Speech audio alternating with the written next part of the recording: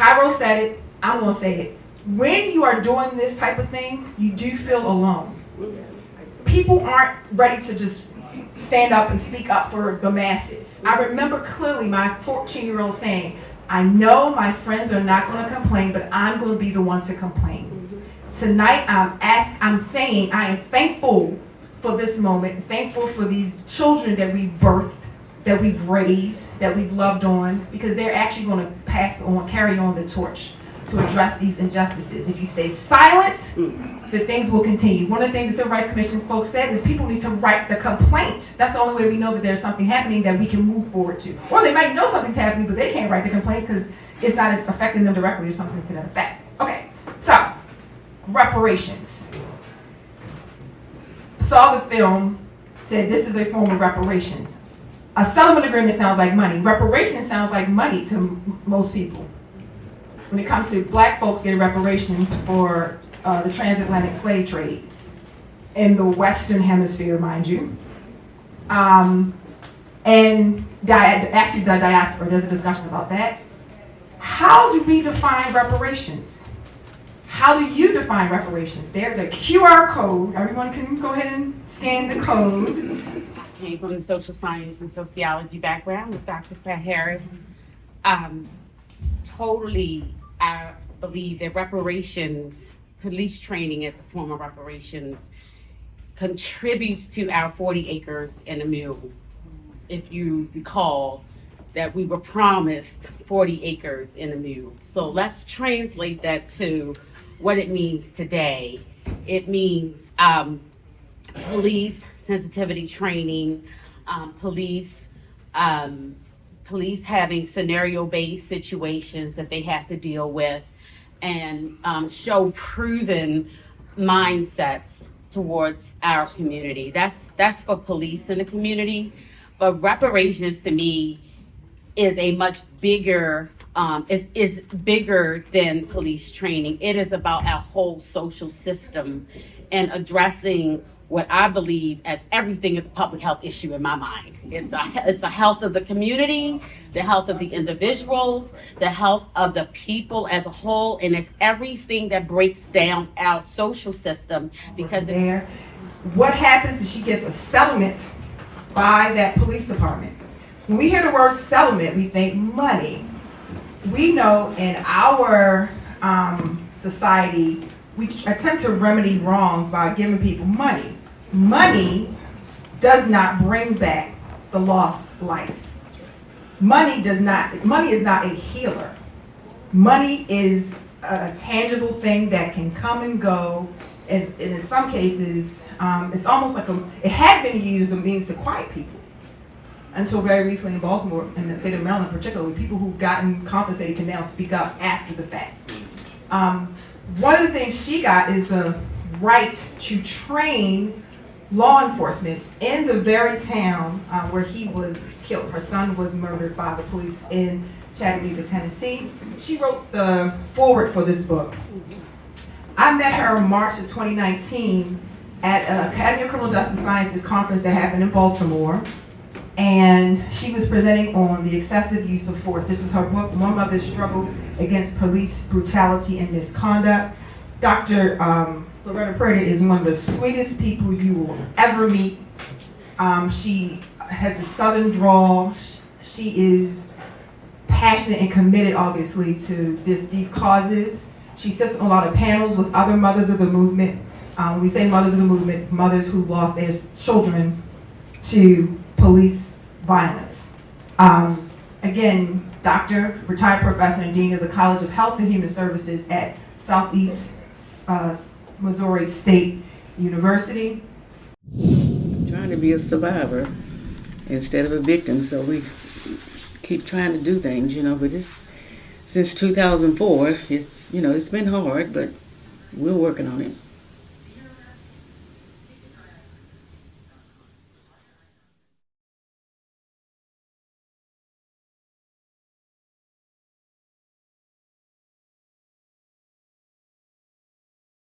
For his family hour, and even at his funeral, there were just several collages, because over the years, just so many pictures of people, And so in the family hour, we had, all of these collages all around, and people as they came in, and a lot of them saw themselves, in the pictures and things, because it did cover just, a lot of years.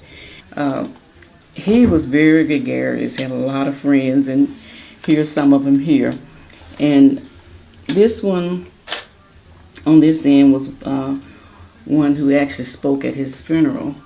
And at his funeral, everyone who got up there and said something, they all talked about his smile. When you claim your Africanness, you're going to get your mind back. Black and I'm proud. Black and I'm proud. Claim your Africanness. Black and I'm proud. I'm telling you.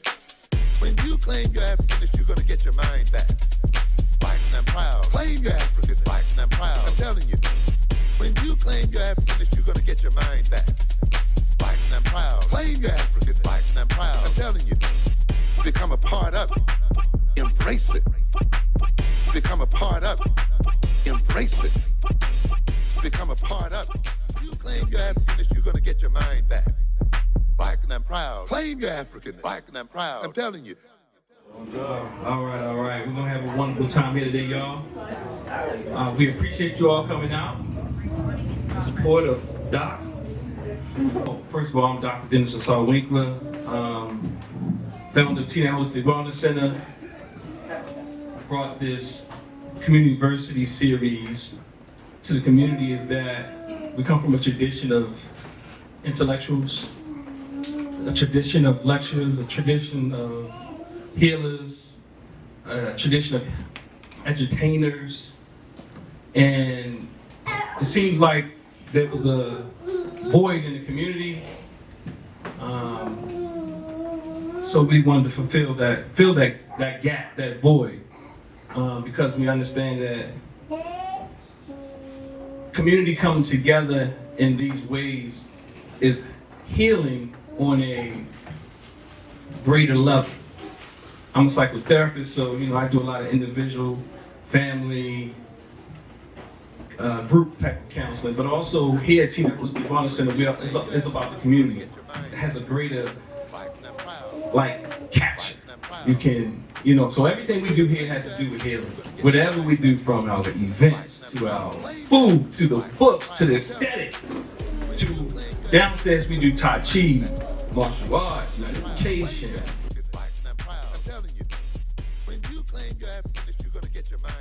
Upstairs we have group counseling, we have healing circles, we have book clubs, and of course my dear wife, Chef Kitty in the back. Again, that was also intentional to bring the food, because we can bring black people together with some food. So we're also intentional about black people, right? I got my sanction from Dr. Henry Gregory in the back. Give Dr. Gregory a round of applause. He's like, what does he mean by sanction? But I did talk to him, and he said, it's needed. A space such as this one. And I appreciate that. You remember that, Doc? Or you probably, I believe. You believe? And so it was an affirmation, Sometimes you don't know what type of nuggets and affirmations you give people sometimes. So I want to talk a little bit about our speaker today, a little about just my experience. The first time I met the speaker, Dr. Natasha Pratt-Harris, we had Dr. Asante, Dr. Malefiki Asante at one of our N2 festivals down on Bel Air Road. We used to be on Bel Air Road, Tina Hosted Wellness Center. And with the same excitement I feel today in the room, she and Brother Carlos came down and, I felt that energy from that day. And since then, now, interestingly, I went to a vegan restaurant that's no longer existent right now called the Grub Factory. And she said yes. I was hoping I wasn't telling her, but nonetheless, I'm sitting there, I just had met her and Brother Carlos in this restaurant, at the N2 Festival one day, and then I'm going to the Grub Factory, and I'm hearing all these young people saying, "Oh, Dr. Pratt-Harris is coming. Dr. Pratt-Harris, Dr. Pratt-Harris, Dr. Pratt-Harris, Dr." I'm like, okay, who's this Dr. Pratt-Harris? Because I didn't remember her name, of course, right? I just, I'm busy trying to put together a festival, and I'm telling everybody, I'm like, this is a superstar. I'm serious. It was like, Dr. Pratt-Harris is coming. I'm like, oh, Lord, Jesus has come back. No, but I was like, who is this? And then Dr. Pratt-Harris came in the building. I don't know what y'all was doing, but it was at Grub Factory, and they was like talking, and I'm telling you, you must be doing something phenomenal in those classrooms. Give her a round of applause for that. Because I'm telling you, it's not always easy with students, and that she must have imparted something in a way that is impactful for them to really speak her name like that. So now, there's been some more interaction throughout the year, but one thing that stands out to me is her energy, her authenticity. And why do I say that? Because even, she was right.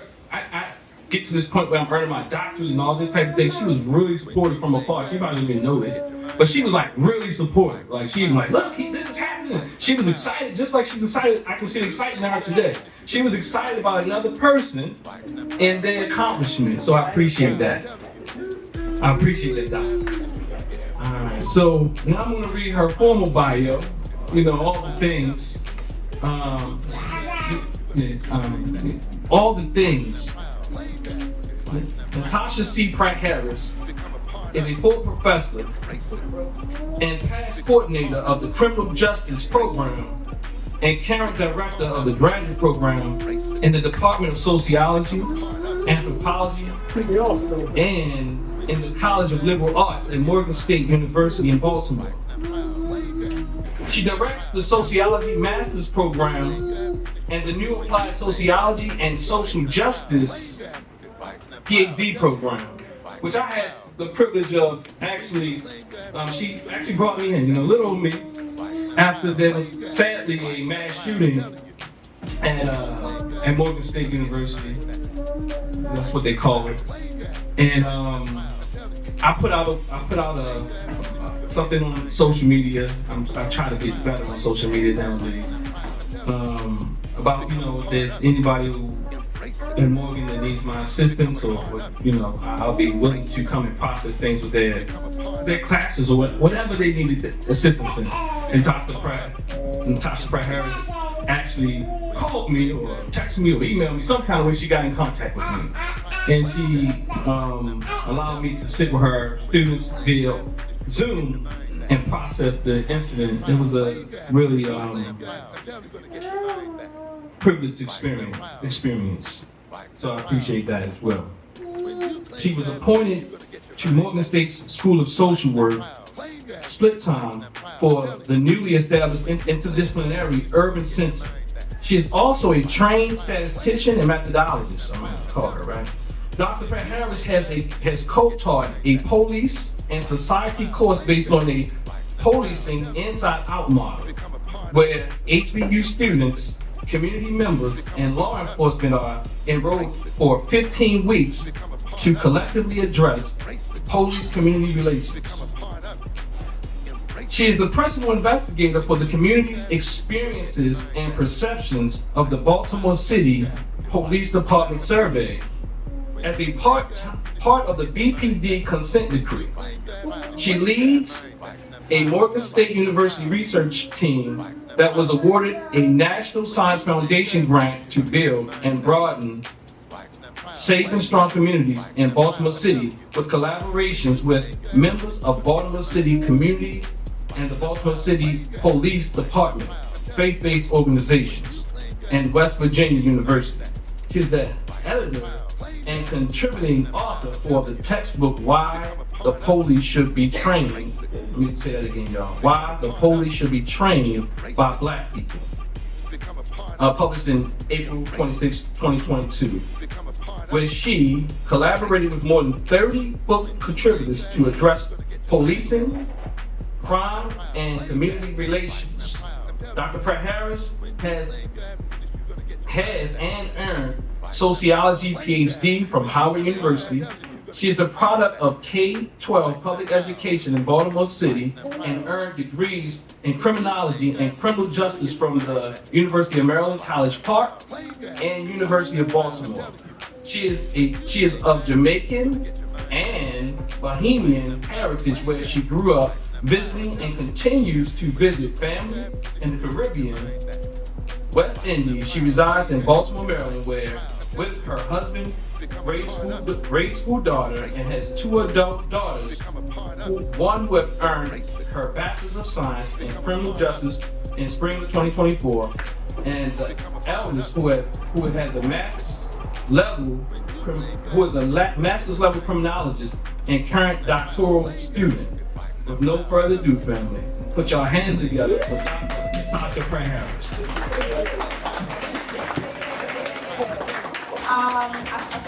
I acknowledge that normally in a classroom setting, I prefer kind of being in the middle and or in the circle, because it's like a community conversation type scenario. The European model of academia allows us to stand in front and we are superior, seen as superior to the people in the room. But the truth of the matter is, when we are in a classroom, one thing that has happened for me since I began teaching in fall 2000 at Coppin State University is that I've learned most of what I've learned about even my discipline. I learned it as a professor, not necessarily as a student. It really is the feedback from students and the information, energy, and insight that we get from students that inspires my understanding of everything. So first and foremost, I will say this: there's food in the back, and that food is for you to nourish your bodies and to kind of partake in a moment of conversation. You know, we talk oftentimes over food. Another thing before we do that, we're going to pray over the food. Another thing, I'm going to ask someone special to come and do that. Yes. Another thing I want to acknowledge is tonight, in addition to me talking about reparations, police training is a form of reparations, I'm acknowledging one of the people that I expect to carry on the torch to address the very issues that we are talking about with this book that we wrote and it was published in 2022. I'm going to just put this out immediately. I graduated from college spring '96. When I was walking across the stage, I had no idea that I was expecting my firstborn, Aja Harris. And she came to be January of 1997. Thank God for her beautiful life. I thank God for the lessons I've learned from my daughter, all of my daughters, but I'm talking about Aja right now. And what happens for us as women, especially I was unmarried, as women when we are having children, a lot of us, Black women particularly, we actually keep going. We do not stop. This young lady was on my hip, on my neck, on the computer, on my back, under the computer, back when it was a big back computer, while I was in school. So there's a woman, the purple one, Dr. Hughes. She's actually not acknowledging that truth, because she and I were in our master's program together. We walked in with a belly to our master's program. We gave birth during winter break, because that's how we do it. That's how we do it, right? And then I'm going to take a pause before I get to my second child, the child I call the one. I'm going to take a pause. I'm going to acknowledge Miss Molly Liberty.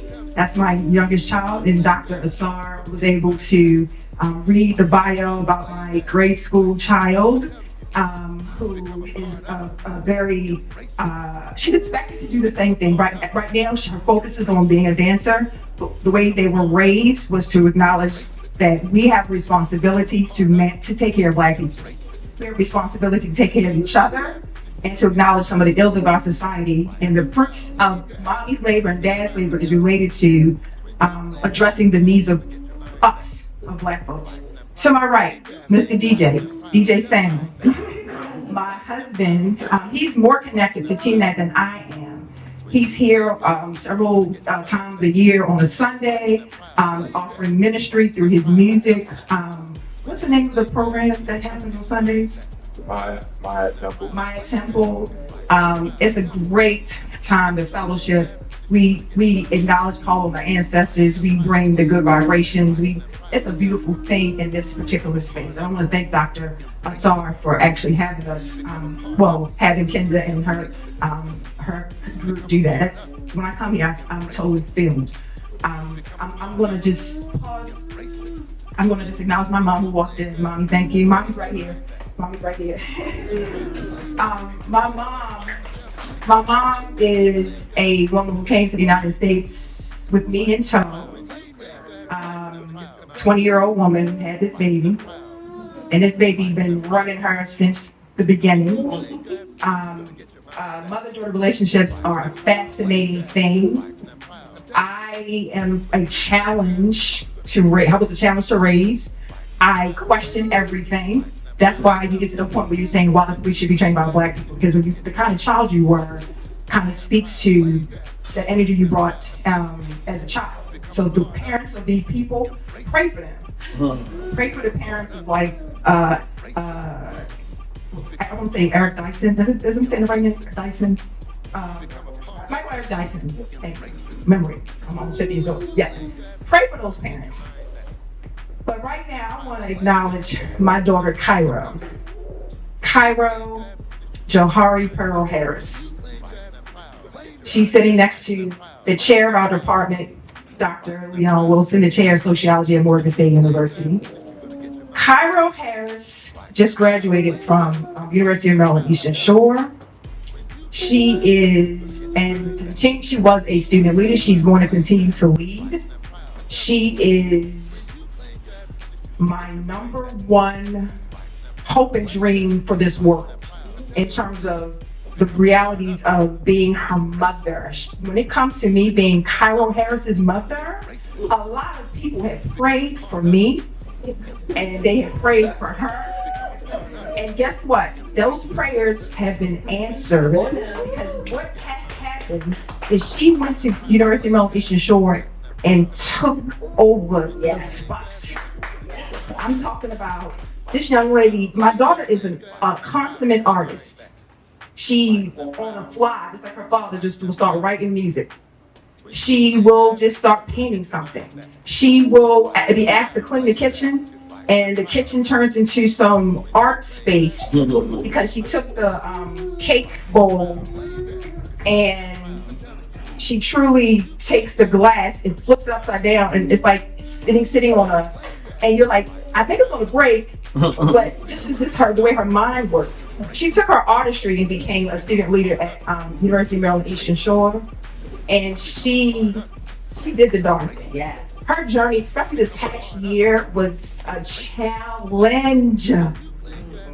Oh my gosh, there were some moments we just kept praying through these moments that she experienced. And I'm thanking God that we get to a place a week after she graduated, we can acknowledge her. One of the reasons I'm talking about Cairo Harris is that she's the cover artist for this book. Why the Police Should be Trained by Black people. So prior to coming out of college, she already has a published piece of art that's a part of her academic publishing. Her doing the art speaks to who we are as a people when it comes to young people. We see the image of a person. We don't know if this person is male or female, if they would acknowledge this day. We see a person who has the posture of somebody who is humbly presenting themselves as someone who would like to educate law enforcement about who we are as a people and why we should be in front of a police training space to address law enforcement. On this day, I'm acknowledging that Cairo will be bringing forth new life in a matter of months, less than 90 days. She'll be bringing forth new life. She'll be bringing forth a son child. And what we tried to do, what our parents have tried to do, what our grandparents tried to do, even my grandfather in Jamaica tried to do, over in the islands, is we have tried to create a space and a society where things could be better than what we inherited or what they inherited. So the torch is truly being passed on to Cairo to do her thing as she goes on to graduate school, and as she has her new love in her arms, on her head, on her back, and she's trying to type a paper, okay? Because that's real life when it comes to the journey you're about to take. I am incredibly proud of you. Dr. Assar and his lovely wife had these moments in these spaces, community university. This moment is a community moment. And I want you to embrace the community moment. What I'd like to have happen is to ask Reverend Miss Beverly to come up front and grace us with her prayer. Miss Woodland will soon be doctor. She is a student at Morgan State University. I've known her for going on 25, about 25 years. And I'm thankful that she's here today. Thank you. Yes, thank you for having me. Already as I walked in, I felt the warmth. I'm among my people. Amen. I'd like to, at this time, pray the food the Lord has provided for us. May we bow our heads in prayer. Father, in the name of Jesus, we have come together as a community, as your people. We have come to give you thanks. Father, we thank you for the food that you have provided for us. May it nourish our bodies, and may we be thankful always. This we ask in your name. Amen. Amen. Amen. All right, so what will happen is we're going to play a song. This song was written and produced, I guess it's called produced, in 2020. And this is one of the songs that Cairo did. Unless you responded to the death of George Floyd. Today we will be honoring men, women, and children like George Floyd. Today's the anniversary, 4-year anniversary of his murder, unfortunately. And we are going to play the music. And then this song is dedicated to Ahmaud Arbery, and you can get food Breonna Taylor, when we get the presentation. and George Floyd. And all the many other black men and women we have lost at the hands of police brutality. It feels like we're going backwards, man. I'm exhausted. Listen, I'm exhausted.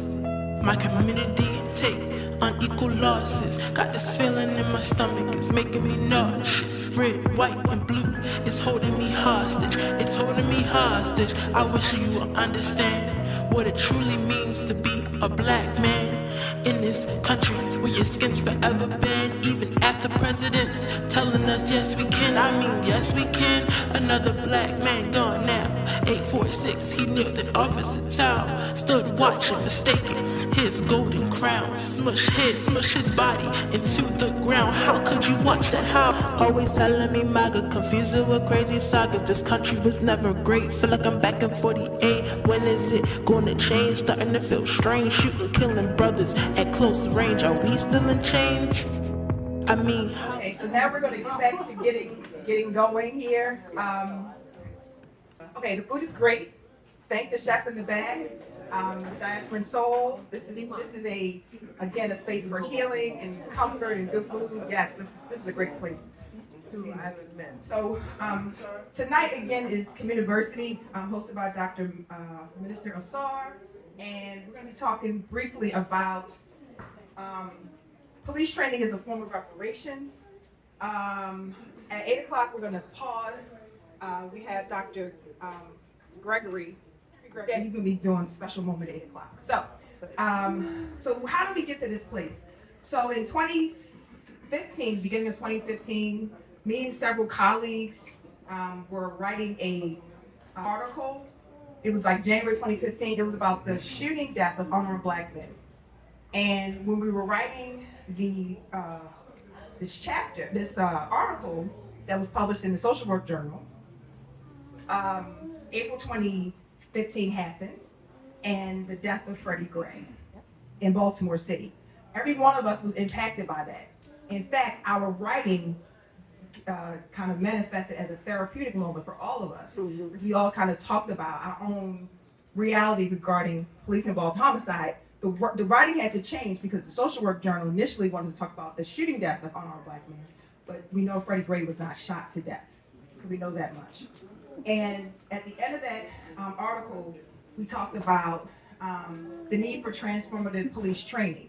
That transformative police training in 2017 led to this book title, Why the Police Should Be Trained by Black People. All of us were black folks who wrote the article, and we addressed our own realities. Like one of our colleagues, his name, he's right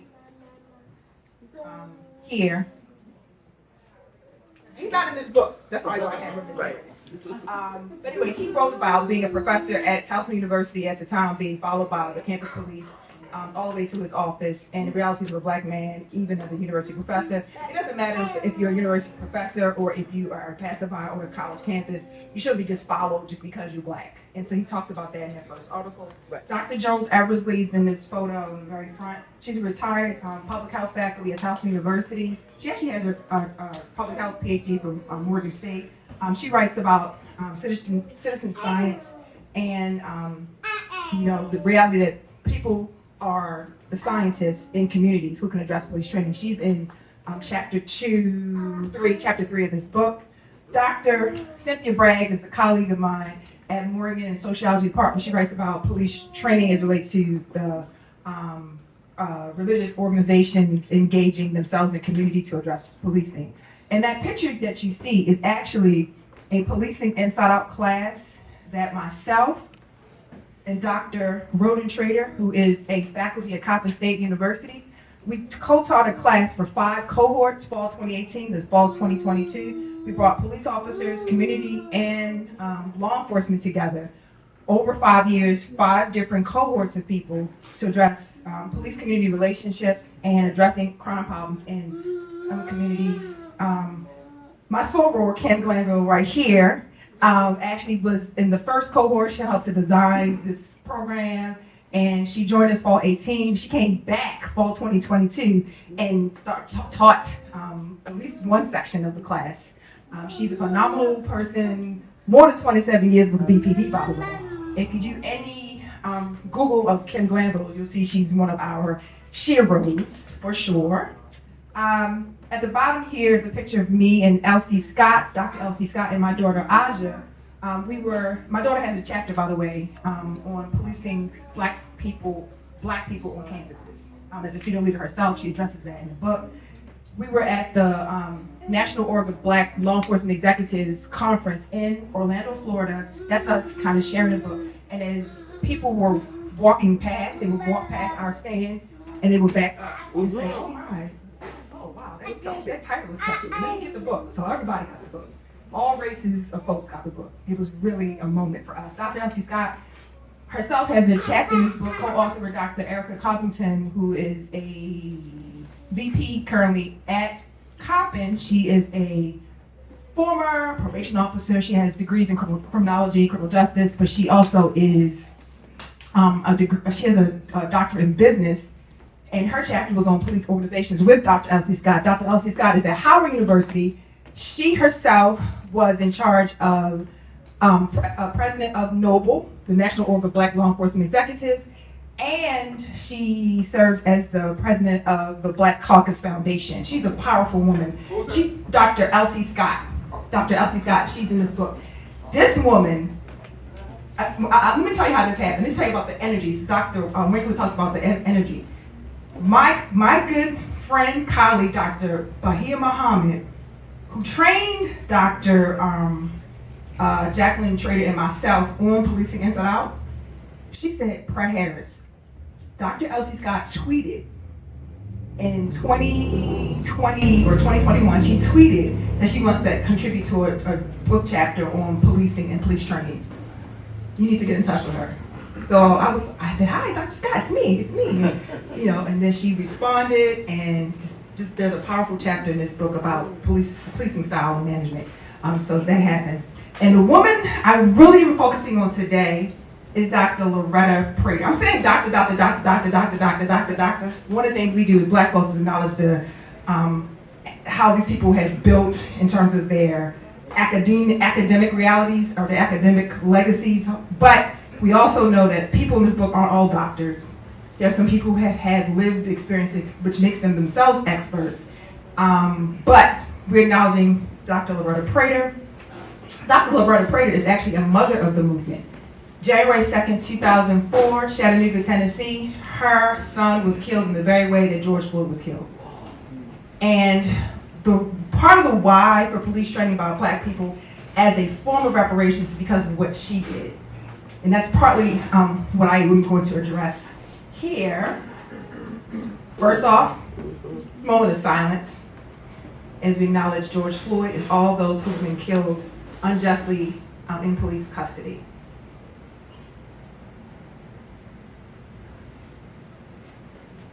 Thank you.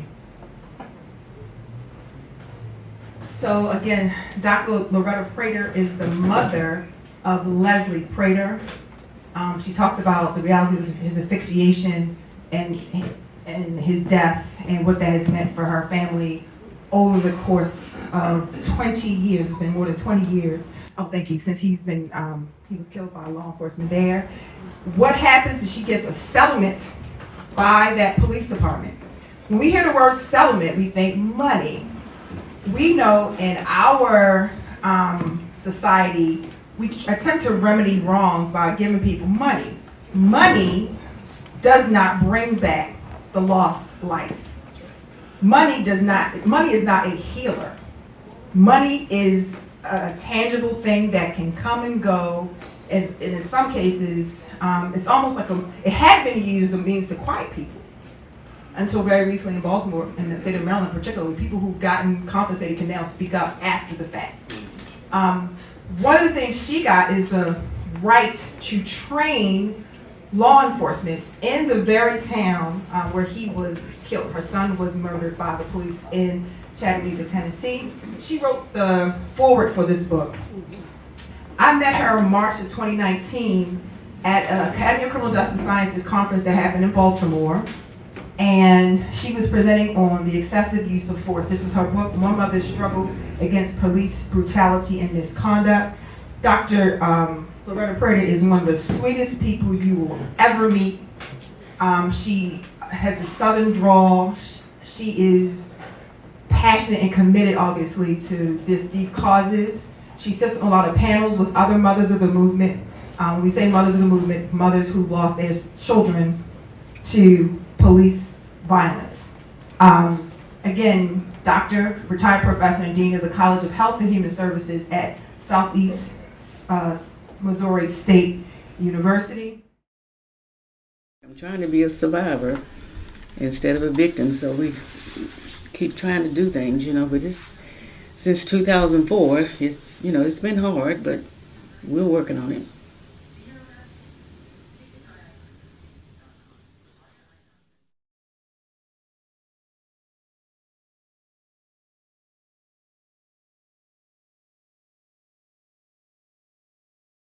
For his family hour, and even at his funeral, there were just several collages because over the years, just so many pictures of people. And so in the family hour, we had, all of these collages all around and people as they came in, and a lot of them saw themselves, in the pictures and things because it did cover just, a lot of years. He was very gregarious, had a lot of friends, and here's some of them here. And this one on this end was one who actually spoke at his funeral. And at his funeral, everyone who got up there and said something, they all talked about his smile. And he was always smiling, always happy, always pumping up everybody else. And then this one of my friends gave me, this photo. So I was really thrilled with that, with the cross, because he really loved crosses. We are people of faith, Baptists, and so we went to Sunday school. Lisa went to Sunday school, and And I was a Sunday school teacher for a long time, and here's something else too that we're very proud of. The family established a scholarship, endowed a scholarship in Lester's name, and it's in the Criminal Justice Department in University of Tennessee at Chattanooga. It seems like you're fighting the world because everybody's saying, yeah, but you know, what did he do to them? And you know, and trying to make him like a villain just because he was killed. So they end up, it's like they're killed over and over again. Somebody else's life can be saved if only you know what you're doing. And the other thing too is, it changes you. Now, I feel like I'm blessed in that I'm not bitter. I guess it's my faith, because I'm thinking, you know, they talk about the purpose of your life and everything. And based on some things my minister in Chattanooga said, he's like, you were chosen for this. I'm like, I didn't want to do it, you know. So, and I'm thinking, well, maybe this is part of my purpose, because I can do some stuff that some of the others, you know, could not do. But, you know, you're left with that emptiness. Yeah. What hurts so much is that Leslie was so loved. And none of us who loved him were there, you know, to comfort him and be with him. And I mean, that really does hurt. You learn to live with the pain, but it never goes away. I'm real proud of you, and I love you. And I think my mom thought I would be first, but no, not yet. But Heather, welcome to the family, and just take good care of it. He needs a lot of care.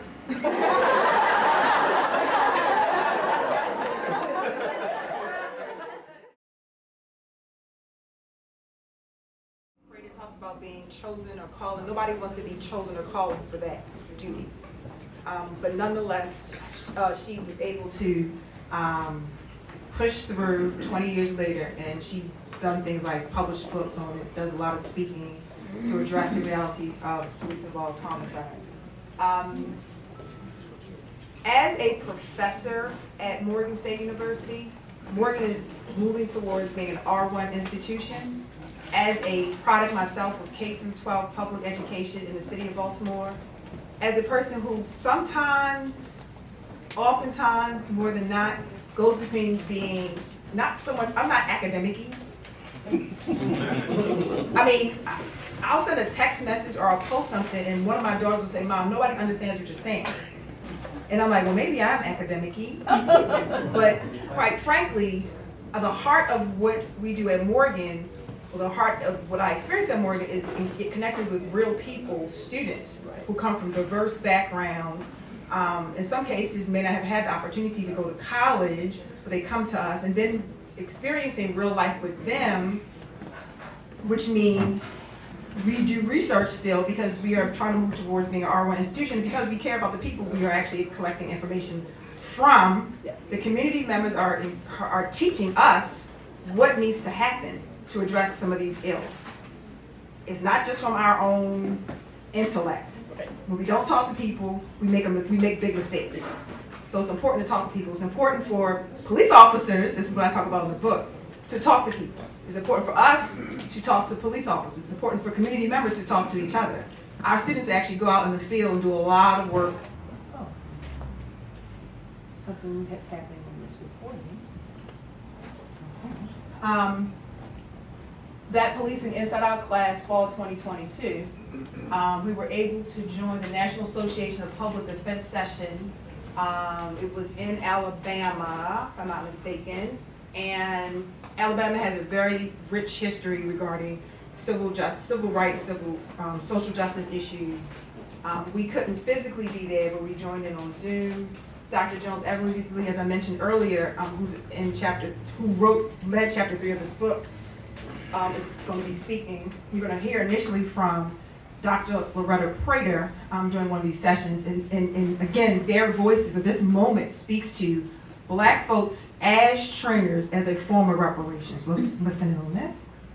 If I could comment on that question, because I had a unique experience, I think, that combined those two that we're talking about. In that, yes, I am a mother of the movement. My son was killed by police officers, but I also, at the time that happened, I was a dean of a college of health and human services, and criminal justice was one of my departments. So in terms of the evidence-based knowledge, I had a lot of that, but then also as a mother grieving her son's death, I had that experience as well. And as far as whether or not a police department would welcome participation of someone with my background, I would say not really. But what happened, I felt that they needed to have that particular piece as part of their training, and as part of our federal lawsuit, we required that they allow me to do some training in that department. And that was the only reason I think they did it. Otherwise, they would not have, but I felt like they needed that. And I wanted to do it with the cadets because I just had a sense, based on the fact that I was used to a criminal justice department, and we had cadets as part of that particular department, that they were at a point in their training where there could be some intervention in comparison to so many officers maybe who were not good officers, so to speak, and they've been out there for years and years, and it's almost like nothing is going to make them change. But I felt like we could make a difference. I felt like I could make a difference, and they could actually be in the same room with the mother, and we could interact, and I just felt like that was the thing that they needed. But in terms of, did they welcome me with open arms? I think the cadets did. In fact, I had some who came up and hugged me after my presentation, but as far as that department, I don't think they would have done it if we had not actually put that in that lawsuit, as far as we would not even agree to settle unless they allowed me to come in there and teach those cadets. We have a history in our country of not welcoming justice towards Black people when it's acknowledged, whether it's policy or whether it's law. So I think if you bring up a really good point in reference to it being mandated, Brown versus the Board of Education was not welcome, but it was the law of the land. And so by choice or force, it still has to be done. And I think that the citizen science, which brings that experiential experience, along with the evidence, which I call the receipt, bringing them both together is a much more profound, I think, platform to say in litigation, we want this part of the restitution, to say as it relates to policy, then you get no federal funds if X, Y, and Z is not being done. But it has to be done in a way where you're bringing that evidence, which I think epidemiology does, as well as the voice of the people and their experiences. So whether they want to welcome with open arms or not, I don't think my mother's going to be the only one who's going to welcome me with open arms, but other people don't have a choice. And so I think if we begin, whether even we're talking about some of these decrees in reference to police departments requiring that type of mandate, it's not an option any longer for us to feel that they're going to welcome.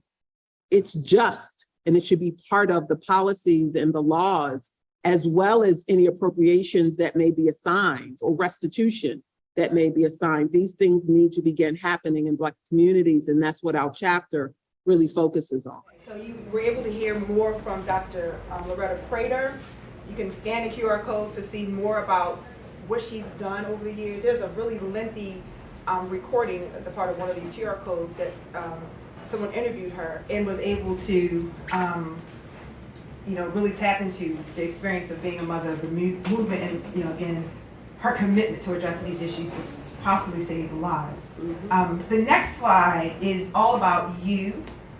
On the 2023, Carlos and I went to the Terra Cafe. There was a documentary screening about reparations that comes straight out of Baltimore. The gentleman's name is Colmar. He has a film about reparations. that will be screened at the Reginald F. Lewis Museum on Juneteenth. He's done screenings throughout the city since December. He's been doing them, but he has a huge red carpet event on Juneteenth at Reginald F. Lewis Museum. And when I attended his event, and I'm thinking about what we talk about in terms of police training, I'm like, I got a light bulb moment. I'm like, police training can actually be a form of reparations based upon how I define reparations. So here's a moment of transparency. In September of 2016, I was out of the country. I am out of the country. I come home. My child, Cairo, who I've talked about already all this evening. I was checking, I don't know how I checked her email. I probably just, snooping on your email. I checked her email. She was about 14 at the time. And I saw that she wrote a letter to the mall management at Towson Town Center.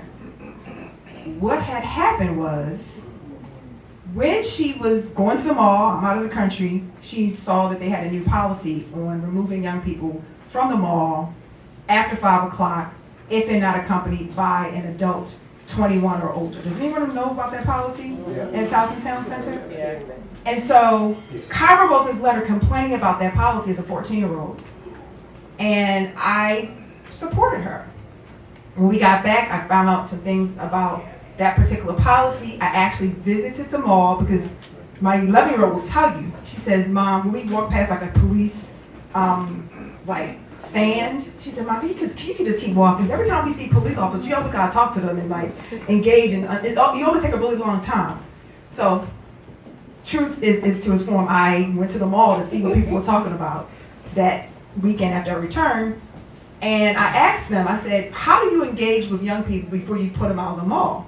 So I'm walking around talking to different officers. They represent different details that come to the mall at 5 o'clock Fridays and Saturdays to put kids out. Those officers did not know what I meant when I said engage. They were saying, oh, we just tell them to leave. I said, no, how do you engage with them before you put them out? Because engaging with young people, especially our youth there was an uptick in us being represented at the mall from the city, going to the mall, it could be traumatizing. And this particular generation of young people has experienced Trayvon Martin. That's their life. They were the young people who, when Freddie Gray was killed, were coming out of Douglas High School, and there was that interaction. There's a little trauma. So I'm concerned about how you interact. Now, mind you, the reason why I went to the mall, in addition to my daughter writing letters, is because one of my friends told me that they had canines, a canine unit, escorting our kids out of the mall. And that is real. When I went there, I saw dogs. I'm like, oh my gosh, the kids are getting put out of the mall with the canine unit situation. So I was there. I went there. I took Cairo and our nephew, Dennis. I don't know if you know this, Aunt Tanya. And they were at the mall at the time. They were at Nordstrom Rack. They didn't have the policy. But if you go past the threshold, apparently, you're going to get locked up.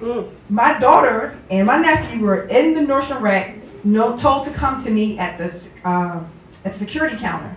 Because I was talking, at that point I moved on to the security chief person, asking more questions. And I told him the policy is not right, and you're going to traumatize our kids, this whole nine. While Dennis and Kyra were at the Nordstrom trying to come to me, the security in that space told them, if you walk over the threshold of Nordstrom Rack, you're going to get locked up. That happened to my kid. Now, keep in mind, when you are addressing social justice issues, things will happen to you or for you so you can address social justice issues. You're not going to exist in a vacuum regarding these issues. So it was like a calling that I would take. Nothing more extreme than that regarding this moment. So we went on to the Maryland Civil Rights Commission and wrote a complaint. I had to be Cairo's co-signer because she was a minor. So we wrote this complaint, and it took several, I want to say a couple of years for that to kind of transcend. Mind you, I'm going to tell you a little bit more. In March of 2017, after we've already submitted the initial complaint, we had a family emergency. I went to Towson High School to pick up my Cairo this brilliant young lady who earned her bachelor's degree last week. I go to Towson Town Center to pick up Cairo. No, they can't find Cairo. The high school can't find her. Where the heck is Cairo? Cairo's in 9th grade. Cairo done found her way to the mall with the seniors who were cutting school for the day. Mall management didn't say nothing about kids not being in school that day. Like in the mall instead of being in school during the school hour. So that we added that to the complaint. There's compulsory education laws that have been in place since 1899. That says a child who's under 16 and under, now is 18 and under, has to be in school during school hours. My daughter was violating it.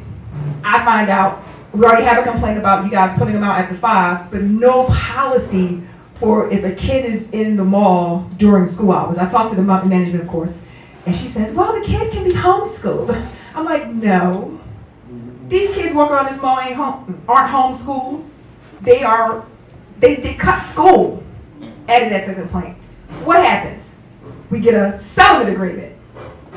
There's a finding of fault by the mall. The finding of fault was there is discrimination based on age. There's no finding of fault of the mall based upon race because the mall does not collect race data.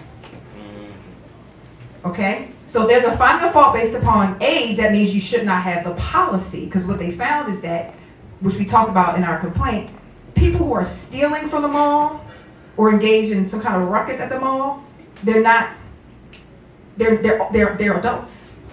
So your rationale for putting out people who are 14 years old who can you can stay home by yourself if you're 14. You can catch the bus to and from if you're 14 or what have you. There's a finding of fault. So again, you hear settlement agreement. You think money? No, there's no money. In the settlement agreement, we wrote that the mall management and the detail needs to have training. Their response to us was, well, we already have trainers. And I said, well, your trainers were in place when you created this policy. So something's wrong with the training that you're getting. So similar, this is prior to me meeting Dr. Prater, by the way. Similar to what she had in terms of her settlement is what we have been dealing with. Now, mind you, it's 2024. That initial complaint went in 2016. We're still in it. One of the requests that we made was that the mall publicly acknowledges that there was a finding of fault in terms of discrimination. Cairo said it. I'm going to say it. When you are doing this type of thing, you do feel alone.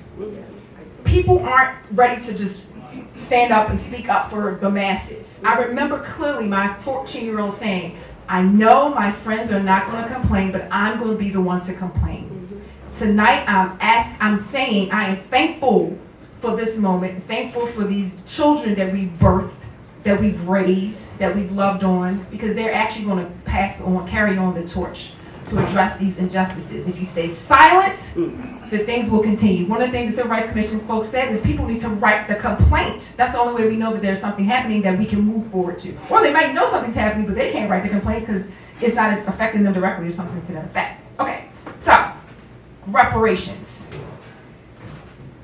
Saw the film, said this is a form of reparations. A settlement agreement sounds like money. Reparations sounds like money to most people. When it comes to black folks getting reparations for the transatlantic slave trade in the Western Hemisphere, mind you, and actually the diaspora, there's a discussion about that. How do we define reparations?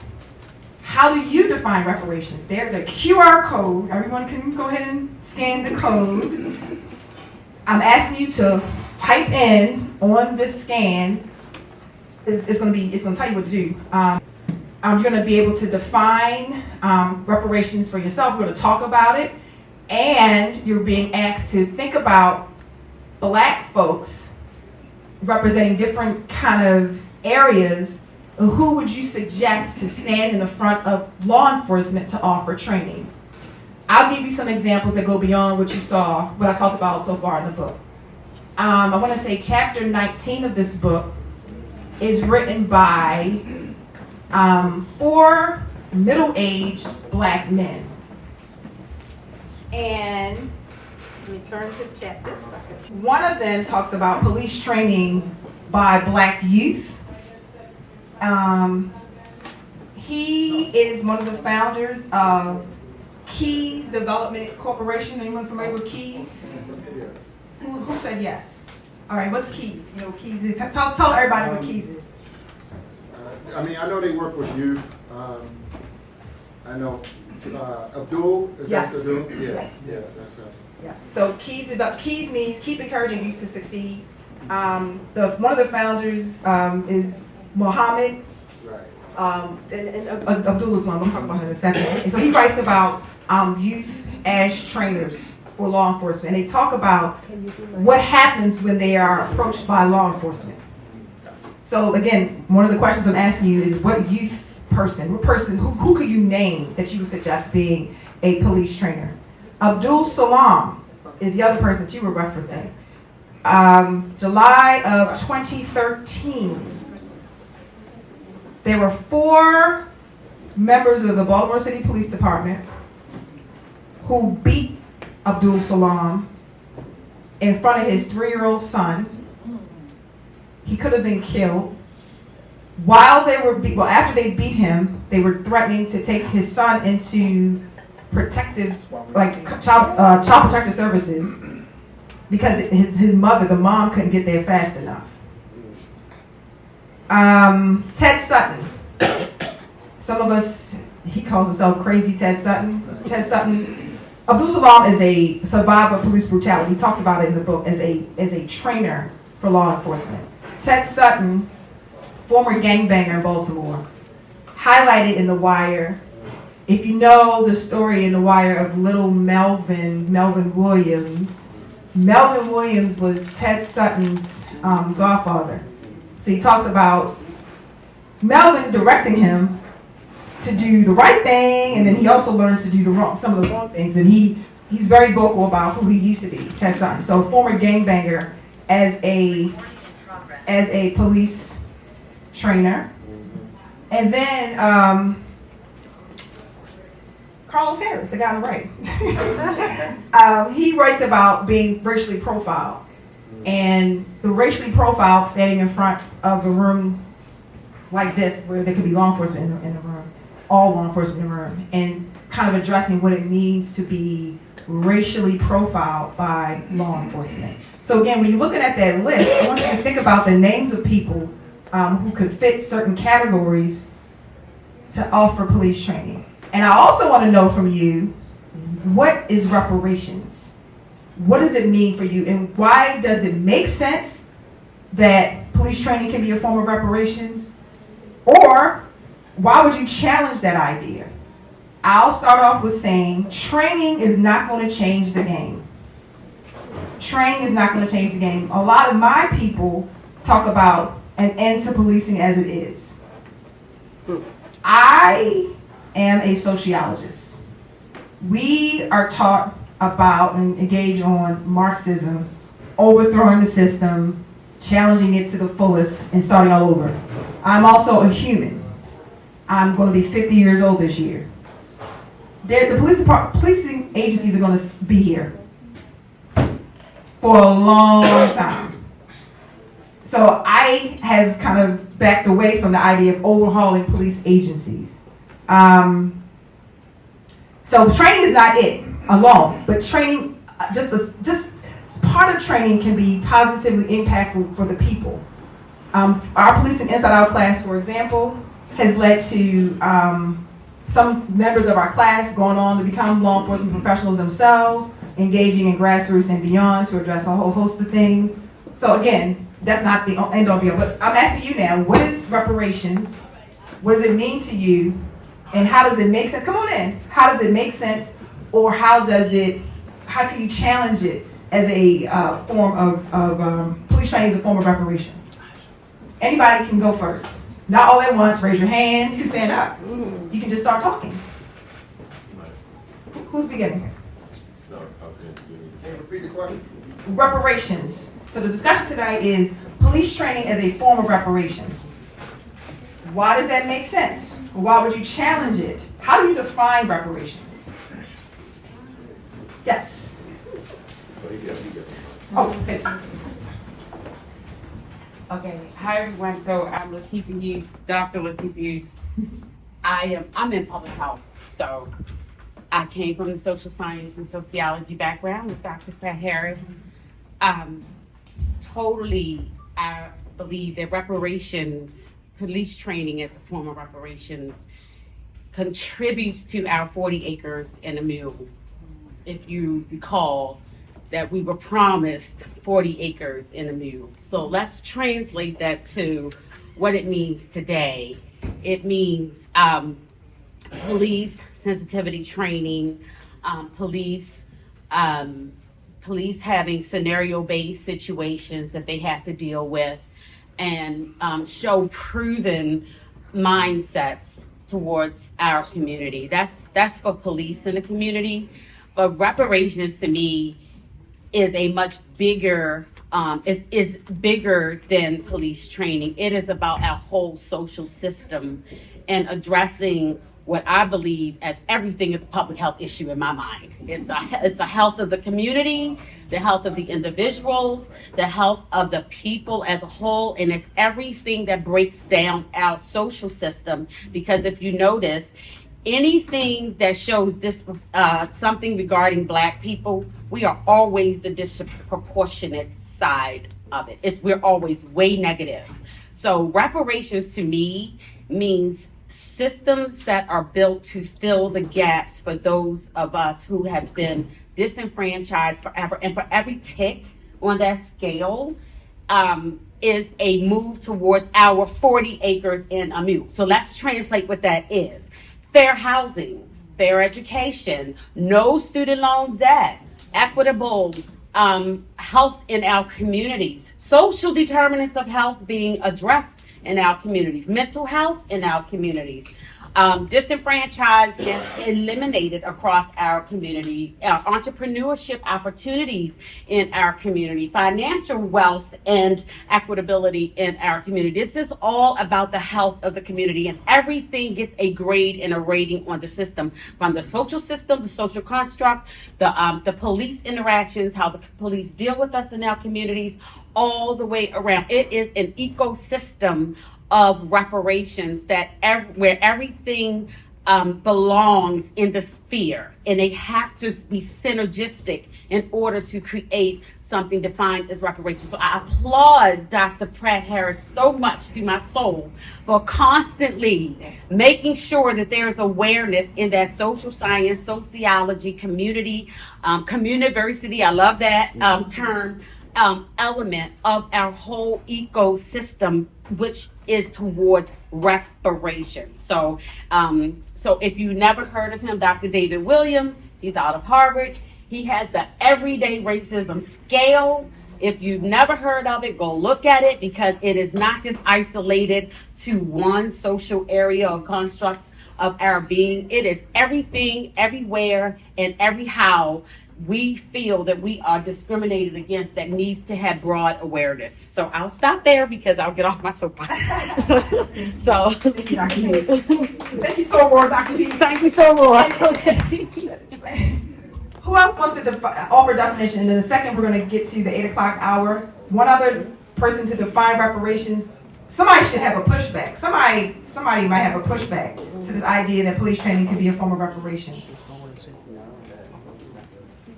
Reparations meaning kind of trying to address the ills of a community, and ills of a race of people as relates to the transatlantic slave trade. One of the ills we talk about in the book is that policing began in this country via the slave patrols, and that has transcended in terms of how Black people are treated. Because we aren't supposed to run when we see police officers, although we're afraid because we might get hurt, we might be harmed, right? But when we educate folks about why we run, that might make a difference. So kind of filling in the gap as relates to the harms for us. So pushback? Yes, pushback. I saw you you pointed at me. I know you got pushback. I don't really have a pushback, but I'm an angel's advocate. So we had a lot of presentations here. I'm hearing some of my leftist brothers and sisters. Now I'm imagining they're going to follow. They're going to look at this and they're going to say,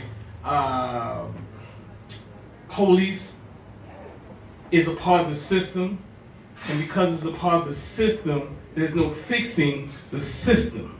So, training or not, there has to be some system's way of looking at the issue. So, what do you say that? I mean, I don't know if you respond to that. I can't respond. I said we talk about police curriculum, the training as relates to the curriculum. We, black folks who've been harmed by that system, should be a part of the curriculum design for police training. Right. That's the training piece is a systemic piece. For example, we know that for the most part, police officers are trained by each other. We know that when they go out on their first beat, they go out with another officer. They're socialized into what happens in terms of what they do on the street. You could be taught one thing in the classroom, but when you go out there and real life is hitting you, you're socialized to engage a certain way in community. So the system part, let's just say 0.01% of the issue regarding systemic issues with policing can be addressed with curriculum, but we have to get to some place. For me, as I said before, we want to overhaul the police department if we want to. We want the police departments to go away. We want the people to manage their own.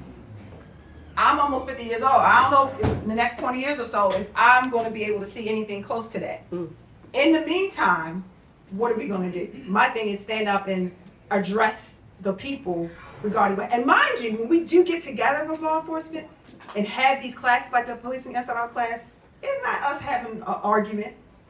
We actually break down sometimes because we have so many shared experiences and we are connecting on those shared experiences to address what we can do holistically. Any other comments? Now, mind you, we all had an assignment. Did everyone fill this out? Yes? Almost? I know you just graduated, but you can still do your work. Yes. Yeah, I was going to say, I don't see it as being an issue of training. It's more an issue of recruitment. If you're recruiting racists and all you're doing is training racists, I mean, they can, act a certain way in terms of accepting what you have to say in a classroom setting, but that doesn't change their mentality. If you're recruiting soldiers, they would see the community as an enemy force. They see themselves as an occupational force.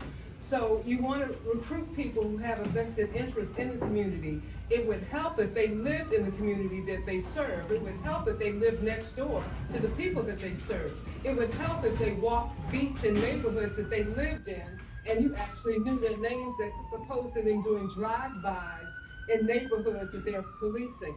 So I think it's more an issue of recruitment, not an issue of training.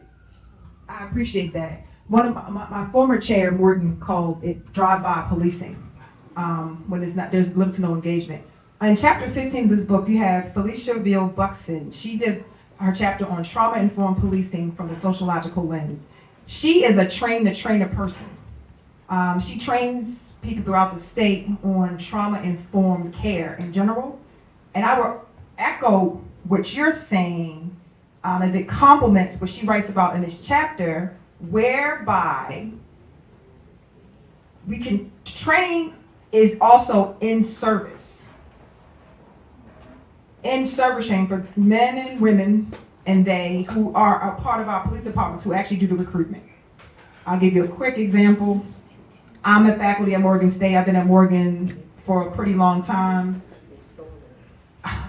Within, I'll say 10 years ago, we would get recruitment invitations with the goal of recruiting our students at Morgan to be members of the BPD. Guess where the recruitment was happening? They were sending it to me as a faculty at Morgan, chair of the coordinator of the criminal justice program at the time. They were giving me this information because they were recruiting in upstate New York. One of the things that we would hear is that, we can't find anybody in the city to be police officers. And that's not true. Some of my students have sat in my office and said, they walked in the door, 17-year-old ears, wet behind the ears. They knew they wanted to be a police officer when they graduated from high school. They came to college to get a degree and go into to law enforcement. Training them to acknowledge that some of the people are right here. And they are well trained in the classroom to be good people. Well, we acknowledge them as good people. We can vet them as good people and inspire and write recommendations and the whole thing for them to go off to become law enforcement professionals. So I agree with you. It's not just training those who come in the door. It's actually being mindful of the people who are being recruited. Thank you. I think I also agree with it being the training being a part of the reparations, just for the fact that with our people, our melanated people, we and I'm talking about around the world. Anybody that's not of the European descent, I don't know if I'm putting them all in a box, but what I'm saying is it's a form of reparations because you actually have to have the tool to work on an equal scale. And what I mean by that is like a lot of things, a lot of movements that we've had, a lot of initiatives that we've had to quote unquote free ourselves or be equal or be in a place where we can succeed and do what we have to do to take care of ourselves. We don't have the laws to back that.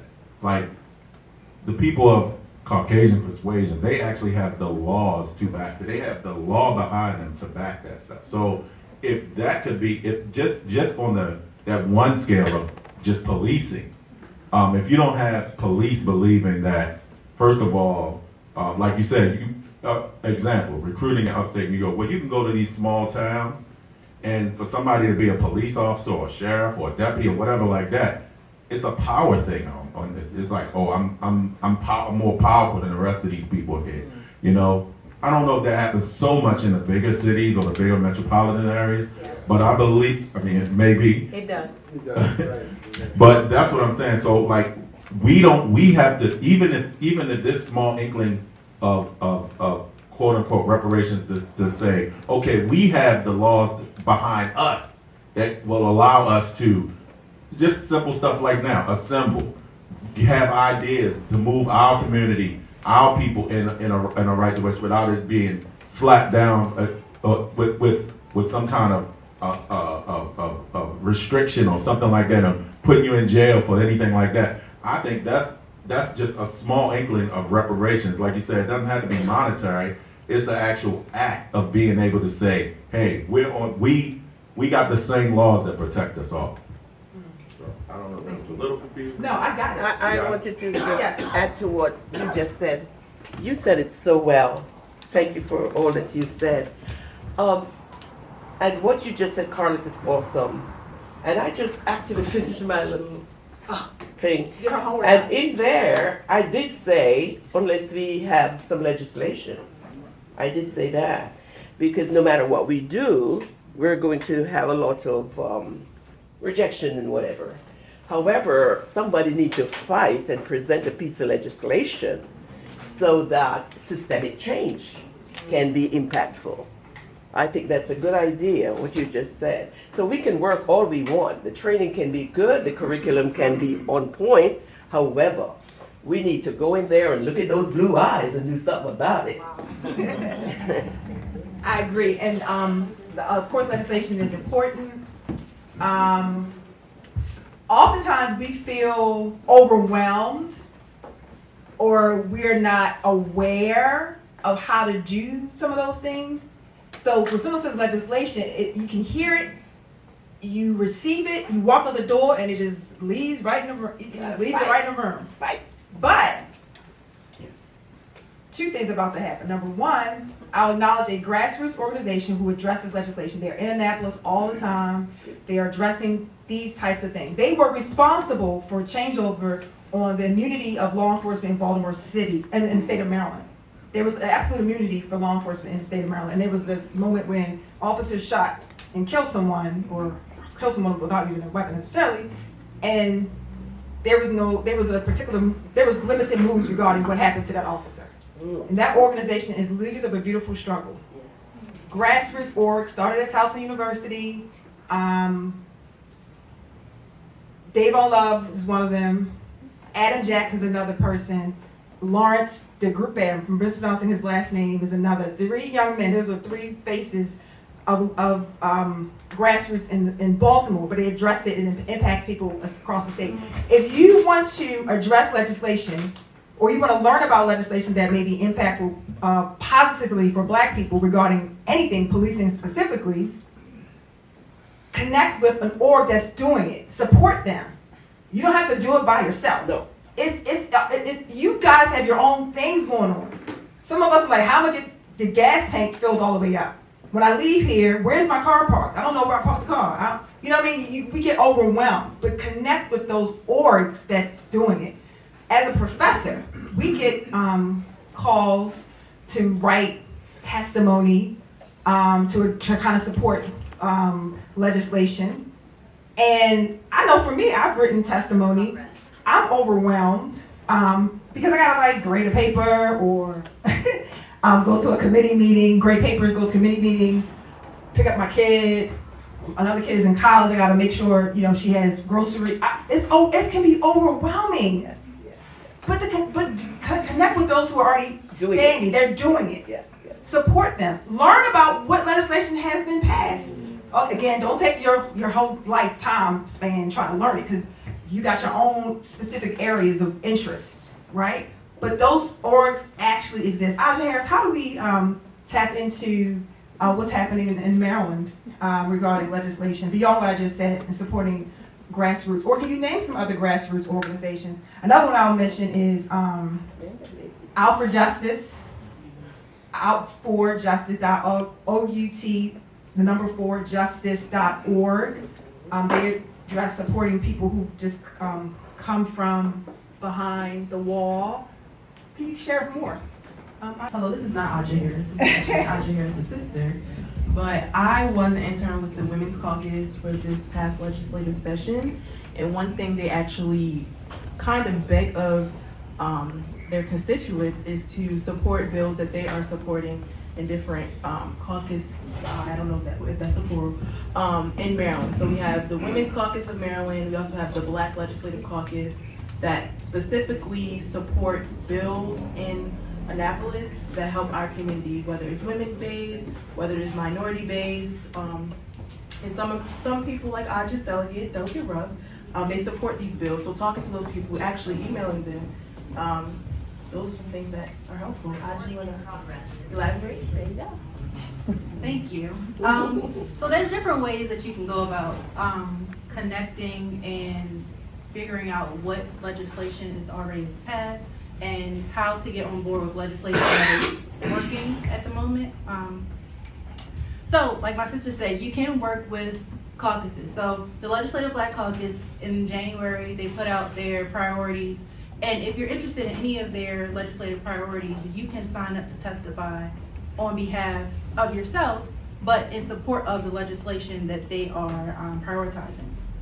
You also can come to your own delegate. So this is probably not the space to do like a whole class on how to find out who your delegate is, but if you go onto the Maryland General Assembly website, you can go on Find My Representatives, put in your address, it'll tell you who your delegate and senators are. You can reach out to them and tell them your ideas, tell them what your story is, tell them what some things you're concerned about in your own community. And people like me, like I'm a chief of staff for a state delegate, so I get to work on that. So whatever those stories are, I write them up, send them to the bill drafters. They put all the little fancy language in it. They get it back to us. We read it and make sure this is what we want and what the constituent wants also. And then we put it in and we let it go through the process. So it goes from the House to the Senate to the House to the governor, whole 9 yards. And then the other way to do it also is to go through the grassroots organization. So the grassroots organizations go through a little bit of a different process. So they work with lobbyists a lot of times, and the lobbyists help to push their legislation. But if you go to the grassroots organization and say, this is the legislation that we really would like to put forward, they go to the lobbyist helps to advocate for it with the electeds, like, hey, what you doing? You want to put this bill in for us? Like, what's up? What's going on? Then the legislator can say, yeah, I'll do it, and they work with the legislator the entire time for the life of the bill. And then the lobbyist and the grassroots organization reached out to you and says, do you want to sign up to testify? They give you the timeline for where you have to do that. You can testify in person, you can testify on Zoom. And that is how you are impactful in the legislative process. It's not really, and we talked about this in one of my sociology classes about kind of the idea of not recreating the wheel and how there's already like set in stone things happening that you kind of just have to fit yourself in there, and that's how you are impactful in the process. But if you have any other questions, and I can go through like a class on how to get involved in the legislative process, we can do that another time. Question, can you repeat one of the websites you say you go to find out who your delegate is? Yeah, so it's MGA LEG. MGA LGE. LEG. LEG. I think it's .org or .com or .gov. Sorry. One of the dots. One of the dots. If you put in MGALEG, it'll pop up. MGALEG. So it stands for Maryland General Assembly Legislature. So LEG. Yeah. Dr. Gregory's going to lead us in something. Dr. Gregory can explain more. Okay. We're talking about how to approach some problems externally, and there are lots of things going on. We're in a time of lots of transition, and also everywhere we look around, stress is heavy. There's a lot of anxiety, depression going up everywhere. One of the things we all need is to go inside, to be able to ground ourselves so we can be the best version of ourselves as we attack these problems and not to get caught up in them. What I want to introduce you to real quickly, and I'm moving real fast because it's a time limit, is a process that aids the meditation process. It's called Agnihotra. It's non-religious. I've known personally Christians, Jews, atheists, Buddhists, Muslims, all kinds of people who've used it, but it'll help you to settle your mind so you can get to the deeper brain waves and program yourself to be how you think you want to be. So three parts to it. One, it's what you burn. This is just cow dung. Cow dung. Cow dung has been known over indigenous societies all over the world as having special qualities to it. Whether it's in Europe, in cowshed treatment for tuberculosis, whether it's I've seen myself in villages in Africa where they put it on the sides of huts in order to keep the huts free of insects like that. So it's what you burn, and I'm going to offer some whole grain brown rice, and I'm going to say a mantra. A mantra is a sound vibration. The physicists are saying everything is energy. Everything is energy. We are all ultimately energy. Sound is energy. That's why we love music. But it makes a difference what kinds of sound you listen to. So I'm going to burn these substances. I'm going to say a mantra. And the reason I'm rushing is because I'm going to do it at exactly sunset. Because the central biorhythm on this planet is sunrise and sunset. It's when the most changes happen to all of us internally. So we want to do this at exactly sunrise and sunset. We're using these certain substances, and we're doing the mantras, and all combines together to quiet the mind. So what I would like you to do is just take a moment once I do the mantra and just go inside. You can do affirmations, prayer, gratitude. Gratitude is the attitude that maximizes brain functioning. But to go inside, to settle yourself for a moment, and then afterwards, I'll take any questions that you might have. And we have exactly a minute and 30-something seconds left. There are many people here in Baltimore who do this process every day. We have a farm out in Westminster, a couple places outside of Randallstown where we gather. and I've been with groups all over this planet, in Jamaica, St. Lucia, West Africa, Poland, India. Many people are realizing that this kind of ancient process helps us to settle. It was once done all over the planet. It's being revived because it counters pollution.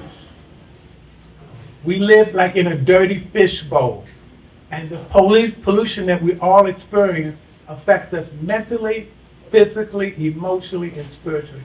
This process counteracts that, and we've been doing studies to verify some of that right here in Baltimore. 30 seconds, and I will do the mantra.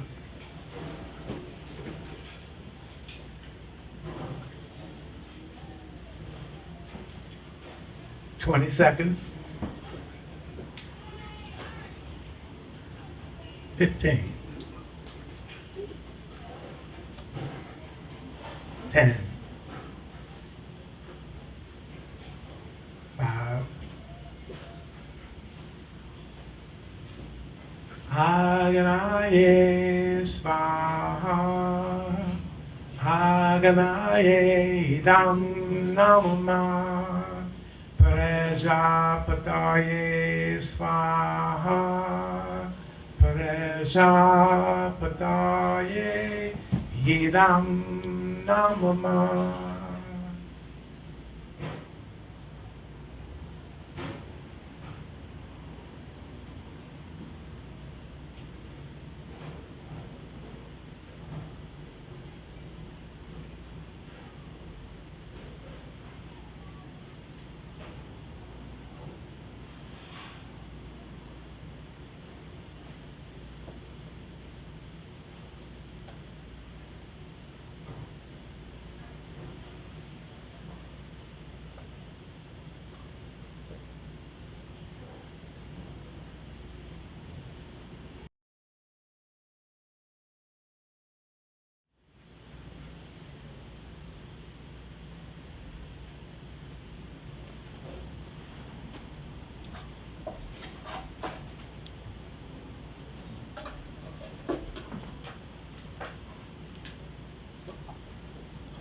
This process is from the Vedic science of bioenergy.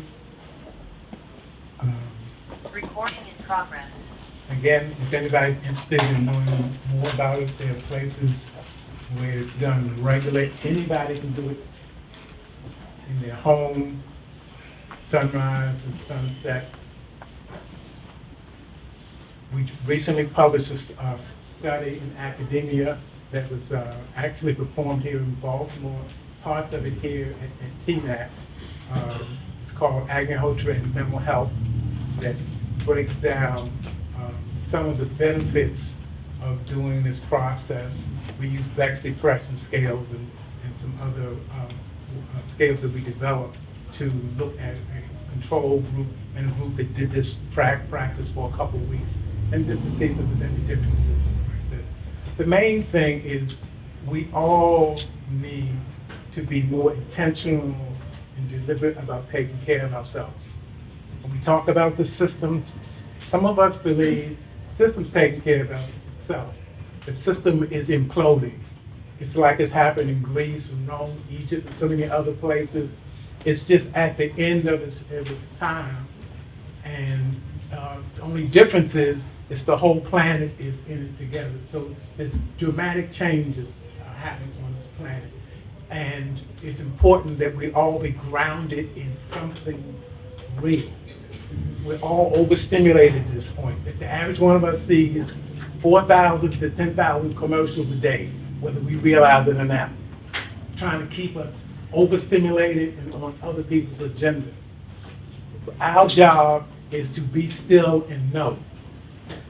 Go inside, connect with the source, look at the larger picture, and then do what you came here to do.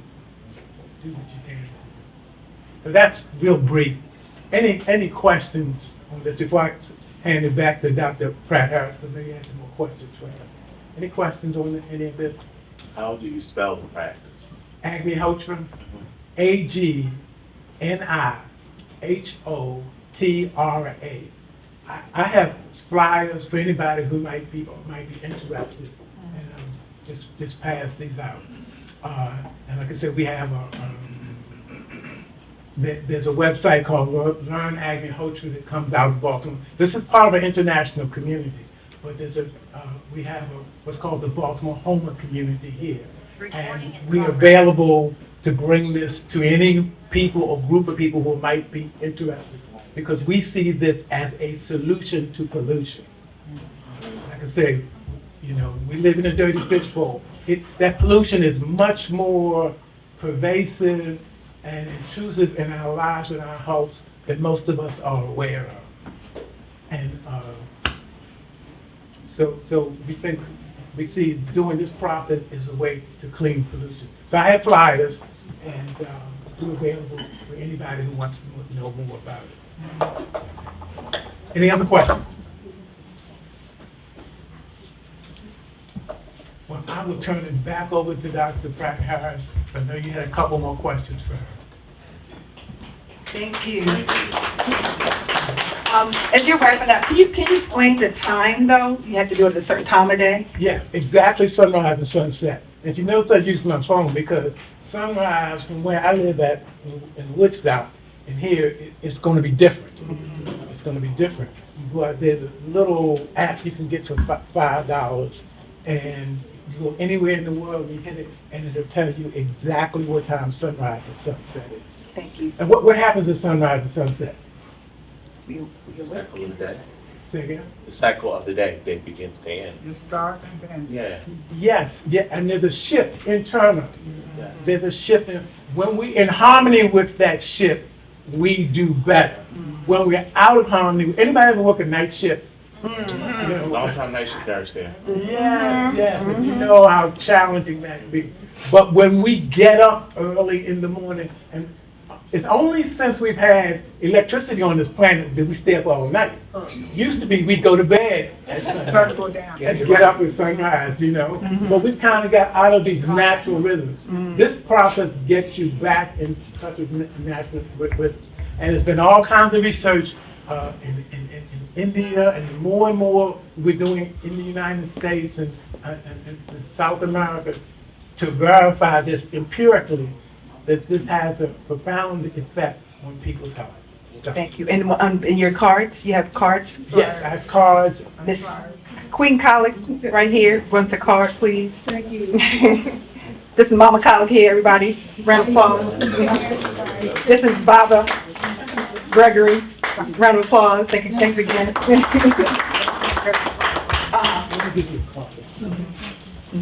And my mom also wants one. Okay, so my 11-year-old just started cutting cake.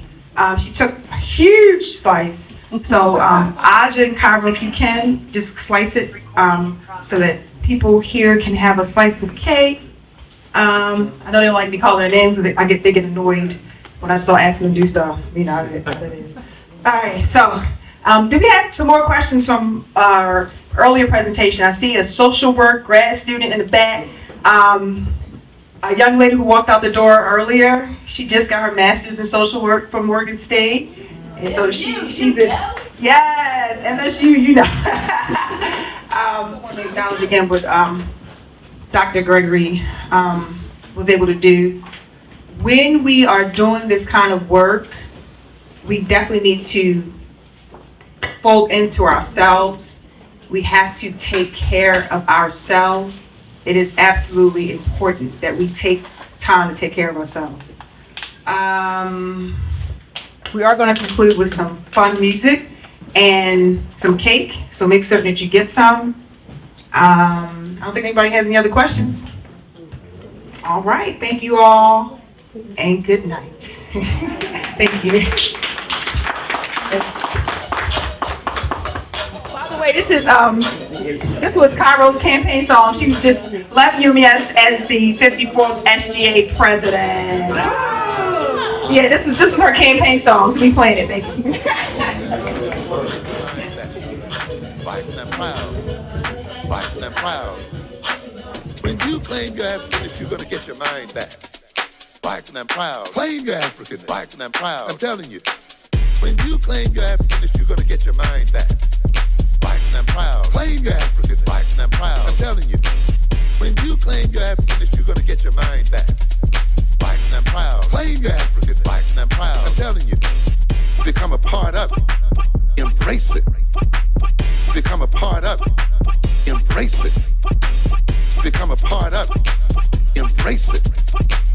Become a part of it. Embrace it. When you claim your Africanness, you're gonna get your mind back. Black and I'm proud. Claim your Africanness. Black and I'm proud. I'm telling you. When you claim your Africanness, you're gonna get your mind back. Black and I'm proud. Claim your Africanness. Black and I'm proud. I'm telling you. When you claim your Africanness, you're gonna get your mind back. Black and I'm proud. Black and I'm proud. When you claim your Africanness, you're gonna get your mind back. Black and I'm proud. Claim your Africanness. Black and I'm proud. I'm telling you. When you claim your Africanness, you're gonna get your mind back. Black and I'm proud. Claim your Africanness. Black and I'm proud. I'm telling you. When you claim your Africanness, you're gonna get your mind back. Black and I'm proud. Claim your Africanness. Black and I'm proud. I'm telling you. Become a part of it. Embrace it. Become a part of it. Embrace it. Become a part of it. Embrace it. Become a part of it. Embrace it. When you claim your Africanness, you're gonna get your mind back. Black and I'm proud. Claim your Africanness. Black and I'm proud. I'm telling you.